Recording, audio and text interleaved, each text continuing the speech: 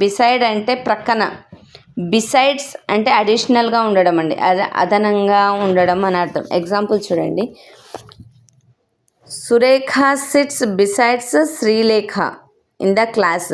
సురేఖ ఎక్కడ కూర్చుందండి? శ్రీలేఖ పక్కన కూర్చుంది క్లాస్ రూమ్లో. Okay. He plays football besides volleyball. అతడు వాలీబాల్తో పాటు ఫుట్బాల్ ఆడతాడు. అంటే తో పాటు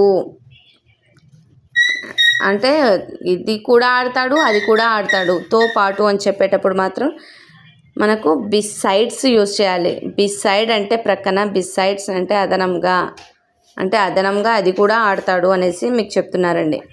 okay. Between and among. Between ఎప్పుడు యూజ్ చేస్తాము, ఎమాంగ్ ఎప్పుడు యూజ్ చేస్తాము అనేది చూడండి. ఇద్దరి మధ్య లేక రెండు వస్తువుల మధ్య అని చెప్పవలసి వచ్చినప్పుడు బిట్వీన్ ఉపయోగిస్తారండి. ఓకే. ఇద్దరి కంటే ఎక్కువ వ్యక్తుల మధ్య లేక రెండు కంటే ఎక్కువ వస్తువుల సంఖ్యలో ఉన్న వస్తువుల మధ్య అని చెప్పేటప్పుడు ఎమాంగ్ యూజ్ చేస్తారండి. ఇద్దరి మధ్యలో అని చెప్తే బిట్వీన్ యూజ్ చేయాలండి. రెండు కంటే ఎక్కువగా లేదా వ్యక్తులు కానీ లేదా వస్తువుల గురించి కానీ మనం మాట్లాడేటప్పుడు ఎమాంగ్ని యూజ్ చేయాలండి. ఎగ్జాంపుల్ చూడండి, Karthik built a house between the two hills. రెండు కొండల మధ్యలో ఇల్లు నిర్మించుకున్నాడు కార్తిక్. అంటే రెండు కొండలు, ఇక్కడ రెండే ఉన్నాయండి. ఓకే. అప్పుడు బిట్వీన్ యూజ్ చేయాలి. There is no dispute between Kaushik and Ruthvik. వారిద్దరి మధ్య ఎలాంటి తగాదాలు లేవు, ఎలాంటి గొడవలు లేవు అని చెప్తే అప్పుడు బిట్వీన్ యూజ్ చేయాలండి.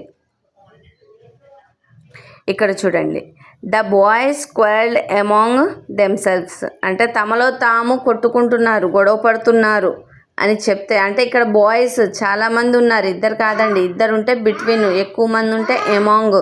సో ఇక్కడ వాళ్ళు చాలామంది ఉన్నారు, తమలో తాము గొడవ పడుతున్నారు. సో అందుకే ఎమాంగ్ యూజ్ చేశారండి. Rameshwar distributed all his wealth among his relatives. అంటే రామేశ్వర్ తన సంపాదన అంతా తన బంధువుల మధ్య పంపిణీ చేశారు. అంటే అందరు బంధువుల మధ్య, చాలామంది ఉన్నారు బంధువులు కాబట్టి వాళ్ళ మధ్య పంపిణీ చేశారు అని చెప్తే అది ఎమాంగ్ వస్తుందండి. ఓకే. నెక్స్ట్ చూడండి, బై విత్. బై అనేది మనం ఎప్పుడు యూజ్ చేయాలి, విత్ అనేది మనం ఎప్పుడు యూజ్ చేయాలి. ఒక పనికి కారణమైన వ్యక్తిని సూచించడానికి బైని యూజ్ చేస్తాం. పని చేయడానికి మనం ఉపయోగించబడిన సాధనమును సూచించడానికి విత్ని యూజ్ చేస్తాం. ఒక పని చేయడానికి కారణమైన వ్యక్తి గురించి మాట్లాడితే బై యూజ్ చేయాలండి.